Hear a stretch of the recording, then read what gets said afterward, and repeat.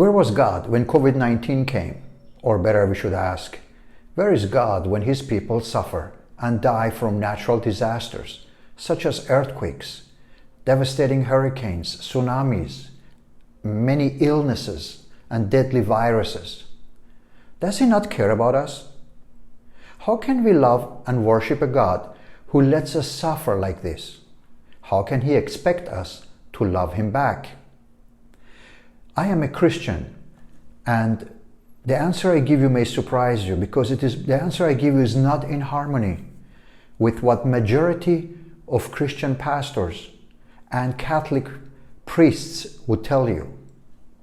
The Christian church and many other religions have a lame excuse based on a false doctrine known as God's permissive will. Basically, they claim that God just allows bad things to happen. In this video, we let logic and God Himself answer these tough questions. Hi, my name is Kurosh. I'm a Christian apologist with just about 20 years of experience in defending Christian faith and teaching science. It is expected from me as a Christian apologist to logically defend all my beliefs and all my statements while maintaining loyalty to the Word of God, while presenting the Word of God, and that's exactly what I'm planning to do in this video. I expect many of you to reject me because of some theological statements I'm going to make in this video, because I'm planning to share some truth about God and biblical doctrines, and dare to go to parts of systematic theology where most of Christian pastors or Catholic priests or other theologians or apologists don't usually dare to go, because these are very controversial areas, areas that deal with attributes and character and participation of God in situations such as disasters and so on. Historically, when we deal with tragedies like this, such as coronavirus or COVID-19, and we see how it changed the world around us and the lives of so many different people. So many people were lost. Automatically, a lot of us come to this point that we are asking God, where are you? Why are you not doing something about this? We are looking for a higher power to do something when we are so helpless before nature and we can't help ourselves. So these questions are natural. A lot of times we ask, God, why me? Why are these things happening to me or to my friends or to my family? Why are you not doing something about it? After all, you're God. You're the one who has the power. You're omnipotent. You can do things. Why do you let us suffer like this? These questions are just natural. And they're asked by people from all walks of life, from every religion. And they deserve answers. But often God is just quiet. A lot of times when God is quiet and is not responding, from my experience, is because He already responded. He already answered these questions. I just need to go open my scriptures, and the answer is right there. God's position is clear. I know from personal experience also that God always responds. He never just let us sit. It appears that He is quiet, He's not responding. He wants us to look. He wants us to have communion with each other as a church. He wants us to have these conversations. He wants you to go on YouTube and click on a link and go into a program to look for answers. And it makes and provokes people like myself, have spent so many years in study of theology, to make the effort and make videos like this to explain and to talk to the church. Because God uses usually 3 different ways to communicate to us and respond to our questions: people, places, and circumstances. People is us, you and I. Places, YouTube. Circumstances, the devastating effects of of coronavirus on the world, where you and I are seeking answers. So a lot of time God responds to our prayers and to our questions through other people. He wants us to interact with each other. We are not supposed to be alone sitting home and wondering, God, why are these things happening to me? We need to not only seek God, but we also need to seek one another and look for answers. And answers, we will find them. The question of where is God when natural disasters happen is on the top 10 list of just about 300 theological questions Christians usually ask. If you do a quick search on YouTube, you will see many Christian pastors, theologians, Catholic priests dealing with this very important question. It becomes quickly clear that their universal response is that God is just allowing or permitting bad things to happen. He is not willing, but He allows bad things to happen because His permissive will is to let nature take its natural course so that humans live a life that contains good and bad experiences. Why do so many church leaders offer this false explanation? It appears to me there are two principal reasons for this. Some do it because they don't take all God's attributes and the entire scope of the scriptures into consideration when interpreting the Bible. They basically don't have enough knowledge of hermeneutics, which is a discipline developed for proper interpretation of any form of literature. Such interpretations become destructive to themselves and to the church. Not according only to me, but also according to Apostle Peter, who warns about this in his second book in New Testament, chapter 3, verses 15 and 16. The second reason why they offer this false doctrine of permissive will of God seems to be because they want to protect God's image.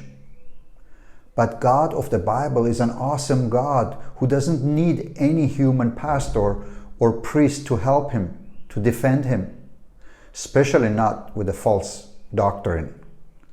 Telling grieving families that God had nothing to do with their tragic loss is simply not true. The doctrine of God's permissive will is not supported by the Bible in this context. You see, now you need to be listening very carefully, because this is where systematic theology becomes very slippery and hard to be understood. For God to allow or permit something to happen, like COVID-19 for example, He must first choose to allow it to happen. Logic dictates that He must first exercise His divine and desire to allow it before He actually allows it to happen. Permissive will works for humans, but it is not a concept that can be applied to a being who has total foreknowledge of the future events and outcome of His permissive will before events actually happen. Since God knows the tragic outcome of His permissive will and choice before the tragic event actually happens, He must first desire, want, and be in agreement with the tragic outcome. It follows logically that no one dies unless God has ordained it. God says in Isaiah chapter 45 verse 7 in the Old Testament in New King James Version translation of the Bible, I form the light, I create darkness, I make peace and create calamity. I, the Lord, do all these things. As Christians, we must come to terms with an unescapable reality that God not only foreknew when and how COVID-19 arrives, but He knew it from before He created the earth, and He ordained it. Anything an omnipotent being ordains will become reality. God of the universe, the God that I worship, He does not need any human help or pastor's help or help from a false doctrine to protect his own image. God is not shy. He was not shy when he caused personally the flood that basically killed everyone on the planet except 8 people. He's not shy about that. He's not worried about public relation. Life belongs to him. All my loved ones already belong to him. My internal organs belong to him. When we have lunch, we use teeth and tongue. That belongs to God. Okay, except my dad, he is not really using his own teeth. He's 85. He has now other kinds of teeth, the ones they put in, which he bought them with money, which was God's blessing. So he still eats with God's teeth. Okay, so we have to take that into consideration, that God made the world. He owns the world. Everything belongs to him. He gives life every day. He takes life every day. He does what he wishes. And we have the responsibility in the church to tell things the way he says. He has no problems taking full responsibility when he takes life. He's not shy about it. For you and I, death is very hard to accept, extremely hard. Suffering is never fun, but from his point of view, death is just changing our location, sending us to a different world, because we are immortal, because we were made in his image and in his likeness. He's immortal, we're immortal, so we never die. So dying to him is not a big issue. Suffering, that's a subject for another video, for another day, but I can tell you this much. God always uses pain and suffering for a good purpose.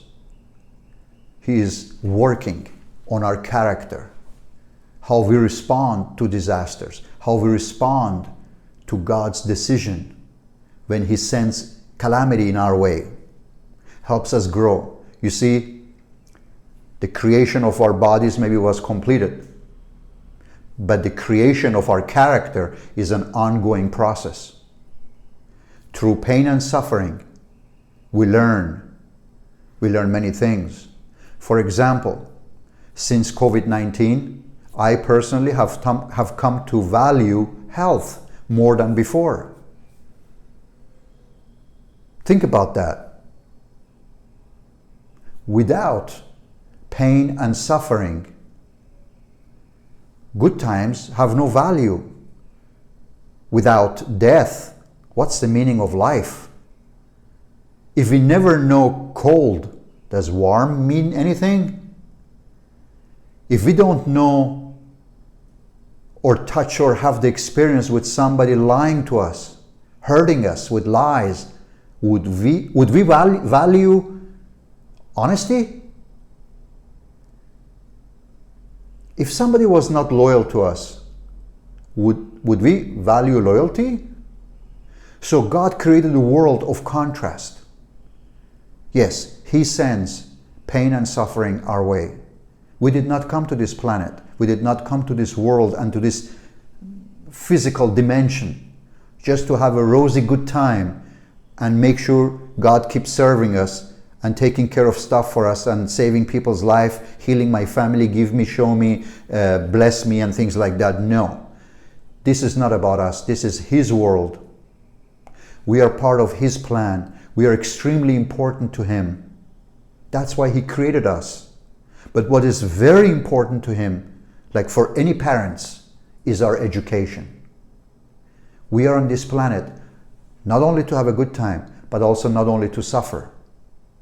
We are on this planet to accumulate experiences that help growing our character.